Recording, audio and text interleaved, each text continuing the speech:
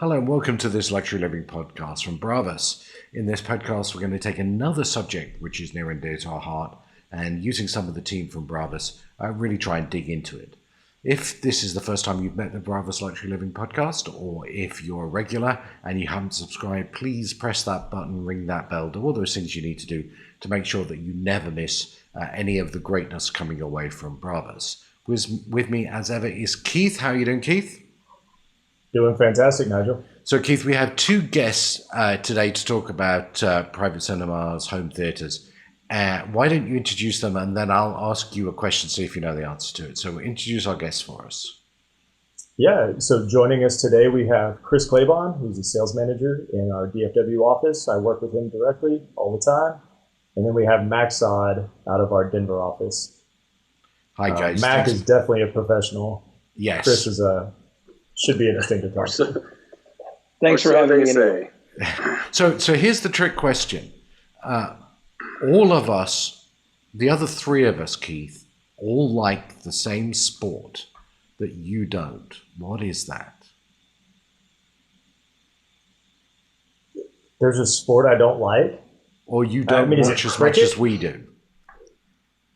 Okay, guys, Mac, do you know what that might be? Oh, of course I do. Which it is? Immediately.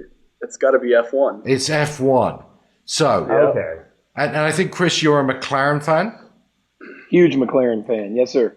Mac? Oh, all right. All right. So I think we're... I'm personally still out there. I'm not really sure yet who I'm putting my allegiance to, but McLaren is definitely a fun team to follow. Okay, well, I think the best place to watch a huge and splendid Formula One race would be in a private theatre or a home cinema or one of those types of places. And that's what we're going to talk about today. I did want to start with sort of an open question, really, which is when you talk to clients, when you talk to customers, what do you call it? Private theatre, home cinema? What's your thinking about the best way to talk about this now? I think home theater is the nomenclature we go with. Most people identify with that the best. Yeah, and I would argue that private cinema is what we've been using lately, and I really like the idea just because I think it captures, one, kind of the luxury aspect of it, but also the fact that we are trying to take that full theater experience and make it something you can enjoy on your own time in your own space. And for some reason, I just think that captures it really well. Yeah, I typically use private cinema if we're doing a dedicated room. If we're doing more of a multi-purpose room, it would be called more so a media room. But all terms are acceptable as long as it's great sound. Yeah, and I like, I don't know the answer. I like both of them. What I know, though, is that for a while, I think we all thought home theaters, private cinemas were going to die out. And then COVID arrived and that sort of reset expectations. So is this something that, customers and clients and people are talking more about? Yeah, I think so, definitely.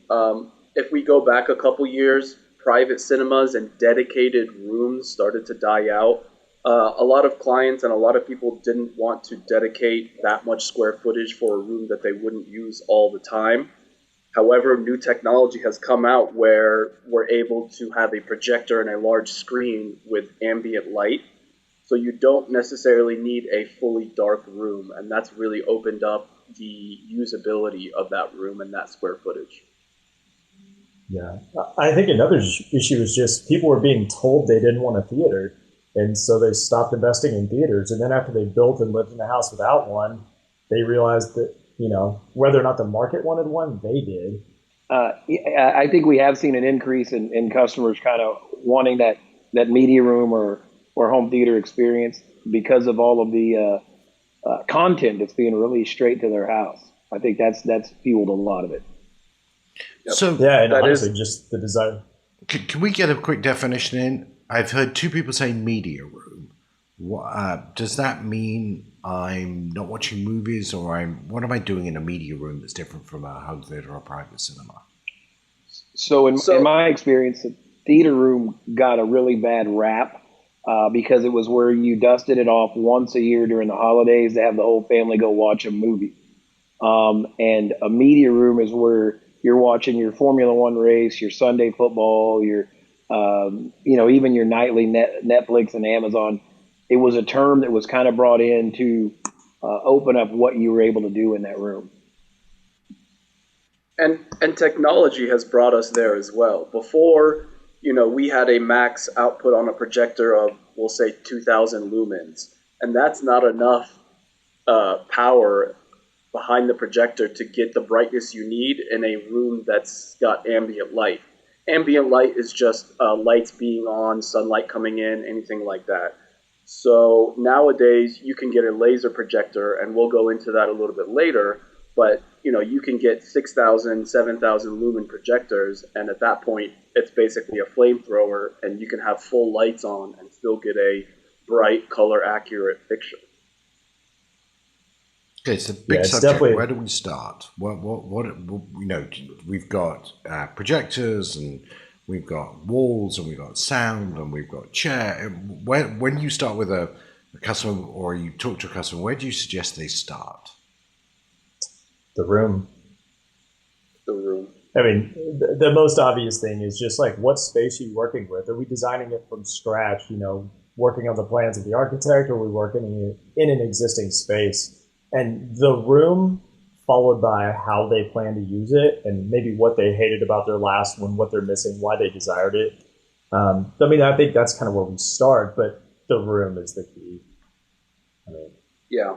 If we have an option, if it's a dedicated room and we have the option to go in from a new construction standpoint, the room is very important. And a lot of people, there's a big misconception that if quiet rock is all you need in a room to make it a soundproof room. And it really can't be farther from the truth. It takes decoupling the room, it takes quiet rock, it takes room acoustics, it takes a lot to get that room where it needs to be. And that's a big discussion to have, and always preferable if we can get in there as early as possible. Yeah, I think Chris and I are both working on our theaters right now. And it's interesting because I am stuck with a room that is probably slightly too small, has terrible acoustics, and Chris had a bigger space. And so he's really been able to put a lot more effort and energy behind his, because mine is a little limited in what I can do. But Chris has been going in, doing the acoustic treatments in the room, and really fleshing out what's your experience been with how big of a difference that's making in that space already. I know it's not finished, but. Sure. So, as far as where I started, it's kind of my entry question that I ask everybody. And I said, who's going to be in there? And so I started to build a room for sort of a group of friends that comes over for game nights and my family to watch movies and TV shows. So I started with how many people. And then that resulted in me wanting to use what was formerly a formal living room. So, which room or where was answered by who first. And then once I established it was a formal living room, there were some obstacles I had to overcome with sound transmission to other rooms and other parts of the house. And that's when I did, both acoustic insulation, quiet rock, and then mass loaded vinyl. And I did all three to contain that so that it didn't disturb anybody else in the house at whatever level the room was brought to. So that's how I started with my room. All right, you just passed me. Acoustic insulation, quiet rock. When Mac was talking about quiet rock, I thought he meant, Fleetwood Mac. Something like so. So, what were the three soundproofing things you just talked about? Sure. So, I did a bunch of research on soundproofing, and there's a couple of different things. Acoustic treatments is making your room sound better. Acoustic isolation is keeping the sound in that room. So all I've dealt with so far is isolation. And isolation, I have quiet rock, which is sheet rock that is a little denser and has a layer of absorbent material in it. So it's just you hang it and you mud it and paint it just like sheet rock, but it doesn't allow as much sound to travel through. The sound insulation is just like temperature insulation from room to room, but again, it does a better job of trapping sound. And then the last thing I did, I covered the entire room in mass-loaded vinyl. And essentially that is for the car audio enthusiasts, that was Dynamat. For just regular people, it's like a huge rubber sheet. And the whole room is wrapped in a huge rubber sheet that essentially keeps sound from traveling by changing the weight. So there's no rattling and no transmission. Just like putting some thick drapes over a window. And if I may add, one more step to take that isolation to the highest level would be decoupling the room, and that's where you are literally putting spacers in between your sheetrock and your studs, and so that when the vibration hits, it's not carrying into the next stud and the next bay over, because vibrations can carry throughout your house very easily. Think of a HVAC duct or something in your home. Just a little bit of vibration can carry through from the basement all the way to the top level of the home. So decoupling the room is very important. And I think on top of that, the explanation for why that's so important is like, one, we don't want that sound getting out of the room because you want to be able to enjoy it without bugging your entire family. But the other important factor is as that sound, like from your HVAC gets in the room or noise from a room over, things like that, that's when you kind of start your chasing the volume issue where the quietest parts of a conversation in a movie, if your HVAC is loud and just the air blowing through those vents is creating a lot of noise, you're going to be missing that dialogue and have to turn it up. And then you're going to have an explosion and have to turn it back down to not disturb the family. And so that's kind of one of the two reasons. Like I said, we don't want that sound escaping. But really, we don't want that just random noise from the house getting into the theater. One, it just kind of ruins the idea of being in the movie, but it does really wreak havoc on your ability to enjoy and notice the smaller parts of the conversations, quieter scenes. Yeah, and Keith, you really hit the nail on the head. This isn't just relative to sound isolation, but the goal of a theater is to suspend reality for that hour or 2 hours during the movie and to really put you into that experience, to forget that you're in that room and that you really are part of that movie. And it may sound cliche or corny, but when you get into a private cinema that does that right, you really do lose sense of that reality and get put straight into the movie. So Keith, when we talked about the holodeck, we talked about acoustic treatments. Talk to us about acoustic treatments for a home theater or a private cinema. Yeah, it's probably one of the most overlooked pieces of technology that goes into the room. But in the end, the biggest impact on the way your room sounds is the room itself. So if we're not treating the room, we're going to have to do a lot of electronic trickery. We're going to have to specify more expensive equipment. We're going to have a lot more power to get a sound somewhat similar to a well-treated room. But that's also a huge opportunity because those acoustic treatments can be made to make the room look a lot better and to make it look and feel special. So while it's not often budgeted for or considered at the beginning of a project, to me, it's a great place to start. Again, we know the dimensions of the room. We know how much we're going to have to put into making it sound right, but we also can use that as an opportunity to make it look really, really special. Okay, so we've got the sound right. We've insulated the washing machine next door from banging, and we've got all that sound. What am I going to do next? What's my next set of decisions after getting the room and the sound in that room right? Well, where do we go next? My opinion, I think the next step is deciding what you want to watch in there. The material or the content now decides some of the equipment you're going to choose, the seating distances. So really, it's about what you're going to watch. That's the next decision maker for me. What are the options? I mean, are we talking? What do we make that decision based on? I think that's absolutely correct. If you're watching sports and TV most of the time, that's going to lead us into a certain path, and the biggest factor there is going to be your screen aspect ratio. TV and sports are in a 16:9 aspect ratio, which is what most flat panel TVs are, or if not all of them. Whereas a lot of movies, I would say 80 to 90% of movies are in a 2.33 to 1 aspect ratio, which is CinemaScope. So that is going to be thinner and wider than a 16:9 aspect ratio.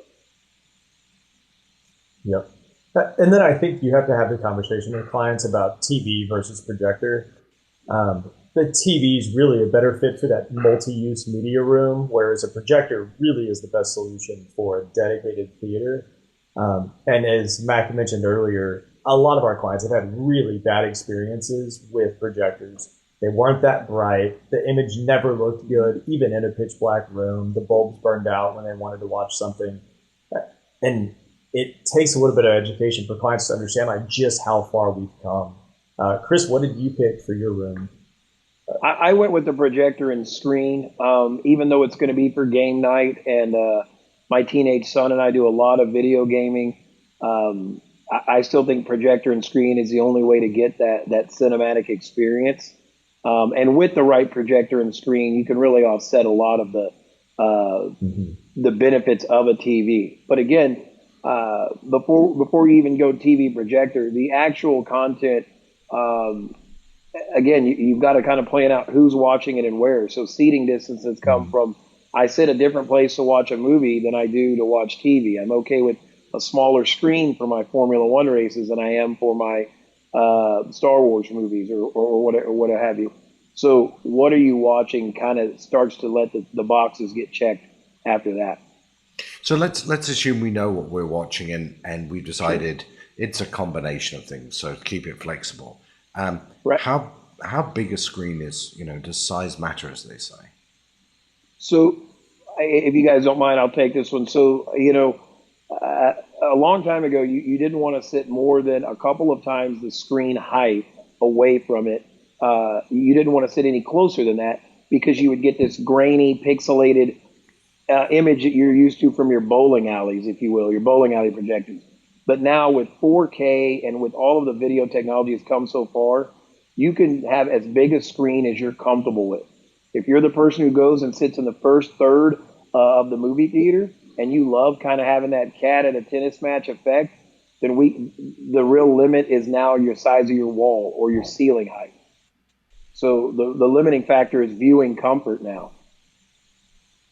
Yeah, I think there he are made rules the right of thumb. There are rules of thumb that we go by and that we can suggest and guide towards certain sizes. But Chris is right, to a certain extent, it's personal preference on how big you want to go. One thing important to note is if you go CinemaScope on your screen, then you do want to go wider or bigger to be able to overcome the thinner aspect of that aspect ratio. Okay, so we're going to pick a screen and a ratio depending on what we're going to watch. But I know that if we're talking projectors, you can spend $1,000, $10,000, $100,000, and I sort of get that you get what you pay for. But is there that big a difference between those different price points in things like projectors? I'll start on this one. Okay. I think like with most of the tech in our industry and in general, you have a law of diminishing returns. And the higher end you go, you will get a better picture, but it'll be less and less noticeable. There are certain points where we think that you get the most bang for the buck at this price point, but you really do get a better picture as you go up, and it's not just about your specifications, your resolution. It's more so about the video processor underneath and the underlying technology that gives you the picture that you need to get. Chris, what do you think? I'll let you take this one because that is not my strong suit. The manufacturers have really forced the sweet spot. There are projectors from good quality projectors from $3,000 or $4,000 to $300,000. But each little landing step was kind of established for our industry because it's the next landing step to get to that better processor like Mac talked about, or that brighter image. So again, the law of diminishing returns, it's even less return on that investment if you get a projector that may be sized for a 30-person media room and it's just you and your wife watching it. So there is a little bit of accuracy in the selection where you may not even realize any of those benefits. If you have a completely dark room with no lighting and it's just for watching movies, you don't need the brightest projector. And just like any other industry, you pay when you start having so if it's big and it's bright and it's 4K, it just keeps adding up money. Where a lot of times is really what you need for most rooms. Yeah, and I would say, just as a really general rule, if somebody were watching this and they're thinking about building a theater and they want to know what their kind of minimum budget is, really, it's probably $3,000, $3,500 is going to get you a really good projector. Now, it's not going to be native 4K. It's not going to be a laser. There are all of these great reasons to step up to the next level and the next level above that. But I would kind of put that as kind of your minimum spend. Plan on spending at least $3,000, and you're going to get something high quality that you can really enjoy without a ton of serious drawbacks. One of the things that interests me very much is the difference in the screen. So once we've decided we want, a projector to be a $3,500 or $65,000 projector, what we project onto can make a big difference. I don't know, Chris, when you think about that, how do you have that conversation? How do you want people to think about that? I want you to think that your screen is something that actually physically touches the light from the projector. And I've had several home theaters in my lifetime, and the screen is something I don't really want to upgrade. So it has a huge impact. Don't spend a bunch of money on a projector and then have a screen that doesn't live up to it. So you want one that does the colors very accurately. If it's a light rejecting, you want it to still have a great black level and brightness. So there is a huge difference in screen quality, and it should mirror your desired experience. Anyone else thoughts on screens? There's well, not to get too technical, but there are just a lot of factors that go into it. A lot of people have asked me, can't I just paint my wall white and be good to go? But it can't be further from the truth. How smooth the screen is, the type of material that's used. A certain screen material can even go to the point where it's rejecting light that's coming in from a certain angle and accepting light that's coming from the projector. So it's really important to get your screen right, like Chris said, because that can also be used for years and years and years. Okay, does it matter what my source is? Because I guess if I'm watching General Hospital, then from my cable box, I'll be lucky to get much above 720 or 1080 high definition. If I'm watching a Blu-ray or a Blu-ray, I mean, I guess some of that depends on what you're watching in terms of source as well, doesn't it? Well, yes and no. If you have unrealistic expectations about what you're going to get from your cable box, or like from, I have Dish, so I'm getting my image over a satellite. I'm never going to get the same thing I would get off a Blu-ray disc. But things like contrast really stand out on the projector. The darker and inkier we can make blacks look, the brighter the whites will look in comparison. And one thing with a cheap projector is your blacks are going to look gray. You're probably going to look green and gray or magenta and gray. And no matter what you're feeding that, no matter what your source material is, it's never going to look great. And that kind of $3,000 price point is where we start to get into projectors that are pretty color accurate, have nice black levels, are bright enough for most spaces. And so that's kind of why that has become kind of a landing spot in our industry. Yeah, I'd say, me personally, I think you got to go a little further than 3K to get to a decent projector. And what you hit on was really important in terms of that video processing. That's what gives you the deep blacks. That's what gives you a wide color range, a really accurate grayscale, which then gives you more colors in your color palette. So there's a waterfall effect almost with the higher end projectors. And to speak to the source material, a good projector can make a bad source look better, whereas a lower end projector, you're essentially just projecting what's on there because there's not a lot of video processing happening at the projector level. And I know that one more factor is it's really going to depend on your application. If you have a very custom application where your projector needs to go in a certain spot, that's going to indicate a higher end projector where you can change the lens out and you can start to say, this is where I want my projector and this is the screen size I want, instead of saying this is the size I want and so my projector has to be at this location. So you can dictate what you want, and you can be more customizable with a higher end projector. To kind of throw back to Keith's earlier statement about the customer's past experiences or pain points, that's another huge selecting factor, if you will, because we're talking about projectors. Mac alluded to some with changeable lenses and custom positions that are in that $50,000 and $60,000 price point. If their previous experience was a 75-inch TV from 10 years ago, then that $3,500 projector is going to blow them away. So, again, who's watching it and the past experiences, because it is relative, right? I mean, we're in this industry. Our rooms are going to be a lot more, up to critical standards than most people would ever need to know or need to have. So it's a very personal selection, in my opinion. Yeah. And I think if we're doing our jobs well, we are asking questions like, what's the room look like? Who's going to be watching it? And how many people do you want? And then what's your budget? Like, that's one of our jobs, right? Is to find out what somebody's comfortable spending, and then also where they want to spend it. Because we've talked about audio, video. We haven't talked about furniture and acoustics, really, like in-room acoustics. But there are a lot of clients that they'd see that $3,500 projector and be blown away, right? Like Chris alluded to, depending on what their expectations are.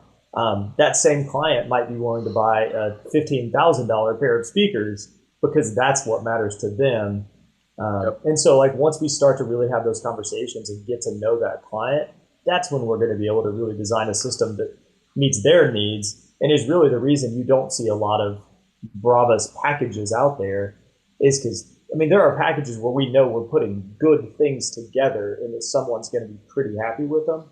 But what we do differently is get to know the client, ask the right questions, and then have enough knowledge about the industry to be able to pick and choose the parts that are going to give them that experience. We're not going in trying to figure out what wall I need to install this one brand of speakers that's all I sell. We're really ready to customize it. Yeah, but before we go on to sound, I want to finish on the source thing, because I'm naturally cynical about there being a difference between Blu-ray and Blu-ray HD. And I wonder, when you put your best, home theaters in, what are you saying people should be watching as the source for their Star Wars movies, Chris? What would your source be? Yeah, and I don't know how specific you want me to get, but Kaleidescape, or Kscape as people call it, is the best source there is, and the reason being is you're getting bit for bit audio and video quality from the studios. So even a Blu-ray is going to really be about half to a third of the content of that original movie, where Kaleidescape Kscape file will be 3 times that of an HD Blu-ray. So you're getting all of those audio nuances, all of the color, and all of the video quality. So if you're really building a home cinema, home theater, and you want to have that better than movie theater experience, I think that a movie server like a Kaleidescape is the best source you can have. Someone explains what Kaleidescape is, so people get us. If I could, yeah. So Kaleidescape is a really cool product it's a local movie server that would be in your home, and Kaleidescape is a service where you would be able to download any movie that you would want. Now, I know this sounds really like, well, I could do this on Amazon Prime or Apple TV. The problem with those guys is that their 4K is not true 4K, as Chris pointed out. They compress their audio, they compress their video, and so although it's a 4K resolution, you're not getting all the data that you should be, especially in audio. Audio is what's compressed the most. On a Blu-ray disc, I believe about 70% of the data on there is audio versus the video. So that's a big, big point. Kaleidescape is the only service where you can get a full uncompressed video or movie without having to buy the disc. I believe that the disc is uncompressed as well, but I'll defer to Chris on that one. But as far as I understand, it would be the same quality. But who wants to buy discs nowadays? You'd rather download it overnight and watch it. So Kaleidescape, does give you the an incredible user experience because of their online movie store, and it does still have a lot more information than a Blu-ray. A Blu-ray disc cannot physically hold what most blockbuster movies have for audio and video. So there's going to be compression there. There are some other services that can give you the same quality as Kaleidescape. The price point gets astronomical. There is a red carpet box where a lot of celebrities have these, and you are screening first-run movies in your house.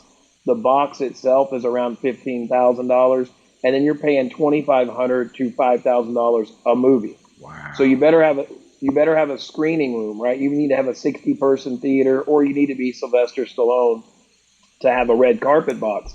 But the only other place that's and Kaleidescape, it's proprietary because of their licenses with the studios. That is the only other service for the regular folks. Now, the streamers, if you want to call them that, are not that cheap, but it's the only way for us to get truly uncompressed movies. And on your big blockbusters, it makes a huge difference versus Apple TV or a Blu-ray player. So if I get this right, I'd have your red box, Kaleidescape, Blu-ray, streamer, VHS cassette. Is that sort of the scale? I would definitely take out Redbox because you're going to confuse everybody. They're going to think it's Redbox. It's called Red Carpet Box, and it's not going to. Sorry. And it's not going to be any better than Kaleidescape. It's just going to be the ability to get them on release day, which with the announcement from Warner Brothers, they're now releasing every movie to HBO Max that they're releasing in the theaters. So the advantage of a red carpet box is gone now. For one of the three biggest studios just said, you're not waiting at all to get the content. So it would be and the upside Kaleidescape to a private theater. Sorry, the upside to that private cinema just became so much more pressing. Like, no longer is a private cinema where you watch a movie the second time. Now we have clients that are going to be able to see first-run movies in their cinema the day it comes out. And like, Chris, for your cinema that you're building right now, that's going to sound better than any theater within 20 miles of your house. If not, I'm in a bunch of trouble and I've wasted a lot of time in my life. Okay, so we brought up the subject of sound. So here's another chance to confuse everybody. 5.1, 5.7, 11.1, Dolby Atmos, Dolby something else. Well, somebody decode for me where we start in this conversation. I'll start because I'm the most simplistic in my understanding of it. But when people hear those numbers, really what they're talking about is surround sound, right? It's just having audio coming from all around you and getting that enveloping experience. And for most of our clients, 5.1 is where they start. We're typically going to go to like 7.2, which would be 7 surround speakers, 2 subwoofers. And then if we want a better experience than that, we're going to move up to Dolby Atmos, which is just really the most modern version of surround sound. It's going to give the people making the movies the most ability to generate that completely enveloping experience in your theater. And I don't know that it's really something that most clients are going to consider the specifics of. That's having that conversation with where's your budget, what are your expectations, is going to allow us to help design the solution for them, right? I don't think they need to get too far into the weeds. Just to get a bit technical, a 5.1 system is 5 speakers and 1 subwoofer. So after the dot is always the amount of subs that you have in a room, and the 5 speakers indicate a center, left, right, and 2 rear speakers. After 5.1, it grew to a 7.1 or a 7.2 system, and that just adds an extra set of surround speakers behind you to give you more depth in the actual room. After that, Dolby Atmos, True HD were released. And Dolby Atmos essentially adds height to your sound. So you're adding speakers in the ceiling to give you more height to the sound instead of depth. And that's kind of where we're at right now. You can have up to, I believe, 11.4 is one of the bigger systems that we have out there, or that you can do in terms of dedicated channels. Chris, what are you putting in your theater? I am doing a 5.4 or 5.2.4. So just like Max said, 5 speakers, left, center, right, and 2 rears, and then 4 Atmos, my heights, and then 2 subwoofers. And I begrudgingly put in the 4 Atmos because my peers were beating me up about it, because it is a newer format and not everything is, I guess, I don't want to say flushed out about it. It's fantastic. But I was really just going with 2 Atmos channels, and then there was a lot of peer pressure to put 4 in. So, I mean, at that point, the investment you've made, you might as well just take it that next little step, because you are that consumer that is willing to pay for the best. And here's the thing, in terms of where you put your money, you definitely want to put more money into your front stage, your center, left, and right, before you start going to Atmos. Because most of your sound, I think 80% of the sound comes from your front stage and your subwoofers. So adding more speakers in terms of height is nice, but a really good front stage is going to give you good sound imaging. It's going to give you those effects that an Atmos speaker would do anyways, but in a better way. Do I care if the speakers are installed in the wall, on the floor? Does that make any difference? Aesthetic. Yeah, it goes back to who's watching it. I do a lot of in-wall rooms just because they say I've got small kids. And so kids and speakers that are on stands and can fall off, or that take up beanbag room in the floor, they just don't go together. I mean, ultimately, a freestanding speaker is going to sound better than one in the wall if they are at the same price point. Yep. But in-wall speakers are just more convenient and more aesthetically pleasing, so we do a lot of those.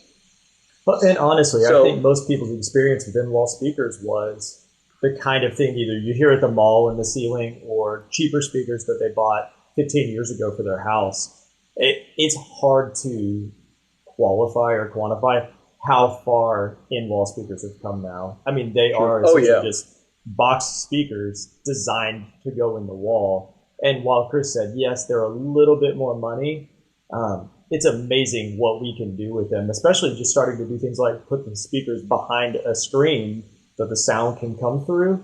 That allows it where when you're looking at the screen, the audio is coming from exactly what you're looking at. And those are the kind of things that really go from enjoying to experiencing. Yeah, that is Keith nailed it. That's one of the reasons that the cinema is actually so immersive, is the speakers are behind that 30-foot screen, and there's no ventriloquist effect. The sound is coming from where you're looking, and that helps that suspension of disbelief, like Mac talked about. That really helps take you somewhere because there is no disconnect. So in-wall speakers do allow for that, and again, they kind of clean up the floor clutter. Okay, so we've talked about sound behind the screen. We talked about freestanding speakers. One of my favorite questions on this podcast is always how many subwoofers are enough? So in our home theater, I've heard, 1, 2, 5. How many subwoofers are enough, and how big should they be? What difference does it make? I don't want to know how many stud packages do you have available. Okay, all three of you wanted to answer that. So I guess I touched a nerve. So Chris, why don't you start, and then we'll take it from there. Well, I really hate to run all over this one. This is my favorite topic. And, as far as, I guess I'll start with how many. Again, how many people are going to be in the room? Multiple subwoofers doesn't necessarily mean more bass. It means better bass and more seats. So I think if you really consider yourself an audiophile, I think the minimum is 2 subwoofers, because you can use them to balance it out where you don't have just great bass in one place and not the others. And then as far as how large, again, it's content. What are you watching? If it's all action movies, as big as you can fit in the room, because that's the lower bass, the more bass energy you got to put in the room. So, Nigel, you said something really interesting, as in terms of a lot of clients will say, I don't need that much speaker. I'm not going to turn it up that loud. And that's a massive misconception. An analogy I really like to use is a high-end sports car or something. You're going to put Z-rated, super expensive tires on there. And not because you're going 300 miles an hour all the time. It's because of the performance it gives you at lower speed. It's going to give you more grip and better cornering. And it's the same thing with speakers and subwoofers. A better speaker is not going to just give you more sound, it's going to give you better sound. And so in terms of how many subwoofers, a big factor is how big the room is. Another big factor is how important that bass is to the client. And a third factor is what kind of walls and reflections you have, because subwaves and low frequency waves are hard to get right. They can cancel out, you can have dead spots. So there's a lot of design that goes into that. There is a maximum amount of subwoofers, which is 1 per channel. So if you have 11 channels of speakers, you would have 11 subs, 1 sub for each channel. And that's kind of like the creme de la creme of speaker setups. Yeah, Chris, why didn't you do that? Yeah. Just physical space in my room is the only reason I don't have 9 subwoofers. Yeah. Not enough stud cavities. Yep. Well, and you don't want to get divorced, I assume. Okay, so I think we've designed the room, we've done the soundproofing, we've decided that Chris is buying a $65,000 projector, putting it on a fancy screen. He's going for 11.11 sound system or something like that. 11D. How the heck do you control all of this? So what's I'm scared. My wife would be scared that I was going to have 58 devices stacked on a table. So how do we make that experience real for people? That's the magic of what we do, right? Like, our goal is not just to get you the room and put a bunch of speakers in it and throw a screen on the wall. Like, we want to make it something that is experiential, that just involves you in the space. And that's the control system. I mean, we've talked about those on other podcasts. People can definitely go back and watch whole podcasts just on control. But essentially, when we build it out, we're going to set up a simple to use remote control that is a picture. If you want to watch your Kaleidescape, it's going to say Kaleidescape with a picture. If you want to watch your Apple TV or Netflix or whatever it is, we're going to make it real easy where you just have one touch. And it's not just going to control the sources, it can control the lighting, and you can turn your fan on and off. And there's so many things that we can do and incorporate into that. Control. See, guys. You get off subwoofers, and Chris just doesn't care anymore. I mean, does it have to be the same control system that I'm doing in my rest of my house? Do people do separate ones? What, Chris? What are you talking to clients about? Yeah, I definitely. If you have a separate control system or you have other subsystems in your house, you want it to be the same thing in your media room, just for ease of use. But in a media room or a dedicated space, that remote is the customer's biggest interface, so it's the most important. So that's where you definitely want to, like Keith said, it needs to paint a picture of what you're trying to do. Watch Apple TV needs to be clearly labeled. And when you have a projector, you've already introduced that you're going to have multiple remotes. So once you make the decision to go from a TV to a projector, now we've got multiple remotes. We better have that control system conversation, just so you're not having to power a projector on, turn a receiver on, turn a Blu-ray player on, all with 3 different remotes. My guess is all of this kit has to go somewhere, Mac, doesn't it? Are we building closets for this? It can go in the room itself. That's always an easy way. It can go into a different room.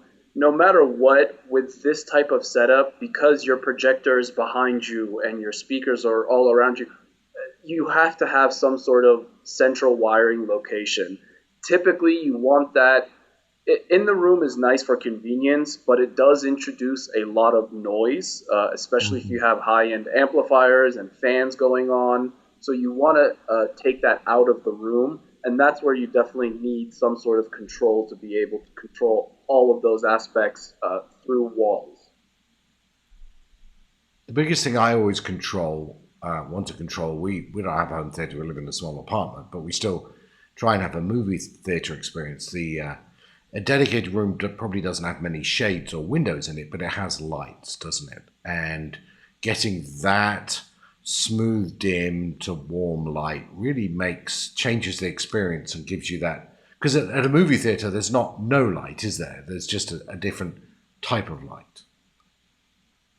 Yeah, that to me is one of the more fun parts of designing a really custom theater space. Like in my theater, which, was a builder grade room, I still added a couple of loads of lighting. So I have sconces and overhead lights, and I have lighting behind the TV so that when I'm watching the show, I'm not distracted by glare. And I just have buttons programmed on my remote, and I have a movie mode that sets the lighting the way I want for a movie. And I have like a TV watching with the kids mode, and they're just simple buttons that allow the room to do exactly what matches the use that I have at that time. The ambient light, like Nigel said, the movie theater is not absent of all light. And Keith has some lights in his room. It reduces eye fatigue. You can't have this 120-inch or bigger picture that's super bright in a completely dark room. It's going to wear you out. It's going to be like staring into headlights. So getting that ambient light controlled with what you're watching is key to being in there for a long time, all Sunday to watch your NFL games without feeling like you stepped out of traffic. Yeah, especially for a media room, multiple lighting zones is going to be very important. So you can manipulate the light level to where you want it for that viewing experience. So, if you're doing daytime viewing with sports, like Chris mentioned, you would have lights in the back on and your sconces on, but you would want to have your lights in front where the screen is on a dedicated circuit so you could turn those down and reduce the ambient light and get a better picture from the projector. Alternatively, if you're doing a movie mode, you may want to turn on the front and the back recessed cans and leave the sconces on at 15% so you reduce your eye fatigue like Chris mentioned. So lots of lighting zones. Usually you probably will end up with 3 to 5 zones is very key to create the area and the ambiance that you want for your viewing experience. Yeah, and honestly reinforces the need for the ability to control it in a really easy way. And it's funny that you mentioned the front lights being able to dim, because I put 4 can lights in my room that are supposed to be very low glare. And now I have to have an electrician come back to separate the fronts from the rears, not because it washes my screen out, but because it's glare. Like I've just introduced glare into the room that shouldn't be there. Yet sometimes I want that light on so I can read, mess around with the kids, play, do whatever while the TV's on. And the closer that gets to perfect, the better the experience gets. And again, the more you can just enjoy it the way you intended to. Like all the things they do in a movie theater with the way the lights dim and the level of light and the level of sound, like it's so well planned out because they know what their goal is, right? It's the ideal experience for everyone in that space. And that's kind of what we're helping deliver to clients is like, how ideal can we get your space within your budget? Okay. And that should be a part of it. So I want to talk about a subject which maybe doesn't come off from your custom integrator, but furniture. Chairs. When you're putting a movie, home theater, private cinema to watch movies, what do you tell people about the chairs? Does it make a difference? Does it matter? Where's your thinking on furniture? Well, I hate to keep beating the drum here about, how do you plan on and who do you plan on having use the room? But furniture was actually the toughest decision in deciding on my own room because of the amount of people I wanted to get in there and what we were going to do. It's easy to get rows and rows of people if you just want to sit there rigidly with armrests on both sides and watch a movie. But if you're going to have your friends over, it's going to be game night. You want to see each other's faces occasionally. Now you've got a sectional that is incredibly wide and ill-fitting. So again, who's watching it and where you're watching it from really has the furniture conversation. And I skip the rigid, straightforward theater seats unless that's the experience they're going for. Most of the time, people want it to be a living room level of comfort. They want to put their feet up on a couch with a blanket and watch all of their shows. So it's really about the direction of the room, and it's often the hardest decision. One of my favorite products that's out right now for theaters is these like ultra deep couches And I think they were actually designed for like around that tablet experience, that people were just, To they'd have lean their back. phone or their tablet and they'd kind of put it in their lap, yeah, and lean back. But it also is really, really nice if you like lounging in a theater because you've just got this giant space. And we just kind of went with a really oversized couch that's really deep. And while it's not incredibly comfortable to sit and stare at the movie screen, that's not what we do. And so I think, again, it just goes back to having a conversation with a client. Like Chris said, it's how many people do you want in there and what do you want to do when you're in there? And for our family, it's lounging. And that's just what we chose. And so we chose furniture to match. Not to vilify the theater seating and the armrest configuration, because a lot of people want that, and you have to realize whether you want that experience or not. And if you want to be able to walk into this room and feel like it's a dedicated theater, then we do multiple rows of that seating. However, if you want it to be a little bit more casual, we could add one row chase lounge and do theater seating. There's just so many ways you can go about it. And that's where we come in. If you were to build this theater yourself and you don't know and you have to start your own research, you're talking about weeks and weeks of research to get where you need to go.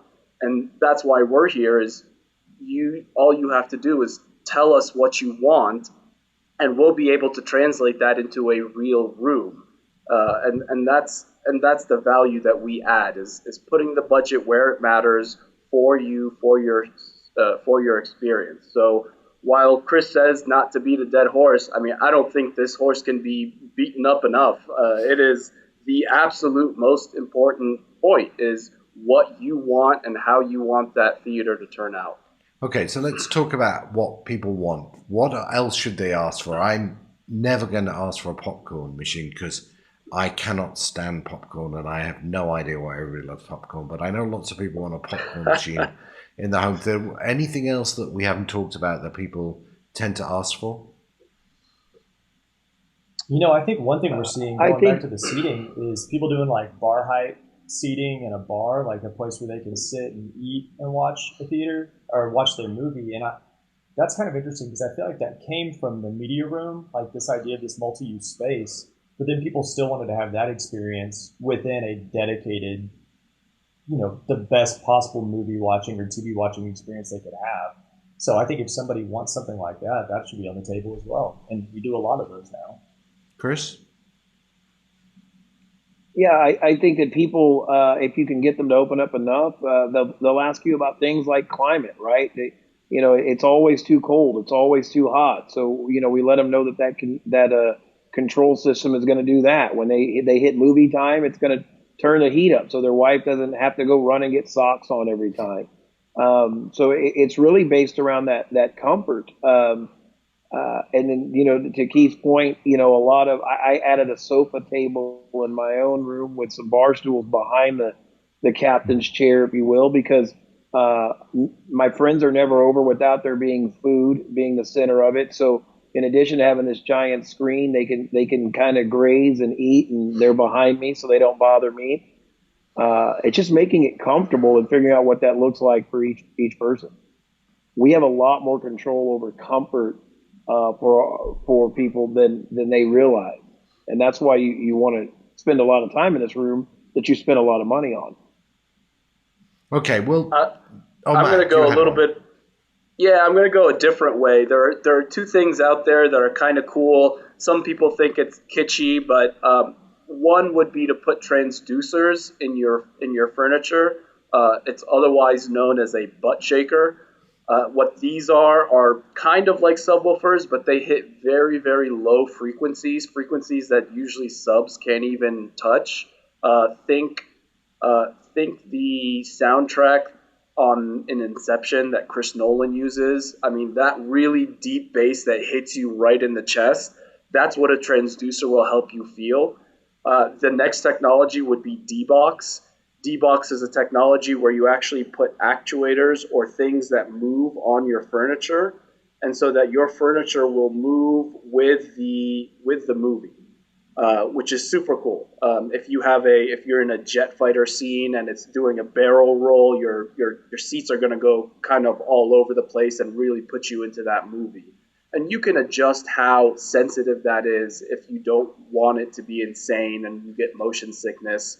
A lot of commercial theaters now, their upgraded versions have D-box chairs, for example. So very, very cool technology to look into if you want to elevate that theater just a bit more. And I've seen people put star fields on the roof as well. I mean, they decorate the ceiling, don't they? Yep. Yeah. It just goes back to that experience, right? It's how far can we get it from an empty box with a projection screen on the wall? Like, we want to go away from that. We want to do decoration. We want to have acoustic treatments that make the room prettier, not just sound better, so that when you walk in that space, it's as special as your budget allows, right? Okay, well, listen, guys, this has been great. But before I let you go, I have a question for you. You are only allowed one movie to watch in your extra special, hugely expensive home theater. What is the one movie you're going to watch? Chris, what's your desert island movie? That's tough. I just watched 1917, and I thought it was incredibly well done. So my all-time favorite movies are not as good on the rewatch as that would be, so I'm going to go with 1917. That's a good answer. That's like 6 shots. It's the most amazing film. Mac, what...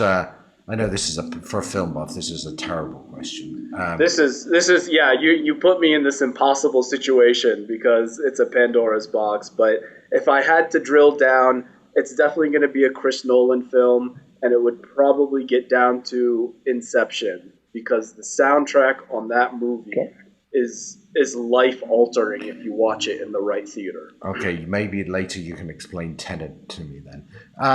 What about you, Keith? What are you going to watch? Well, ironically, 1917 was the first movie I watched when I finished my theater. I finished phase 1, I guess, and it was amazing. It was so worth waiting to watch it when the theater was done. I can't think of a good answer, so I'm just going to say Top Gun and let Mac berate me. Oh, man. Well, and you think that's bad? I'm going to say Singing in the Rain. So there you go. Because my daughter loves that. Yeah, that's... We're going to have some talks offline, guys. Well, listen, folks, thank you very much for joining us. I think that was a great trip through everything you need to know about home theaters but afraid to ask from all of us. Thanks very much for spending time with us. Goodbye. Goodbye.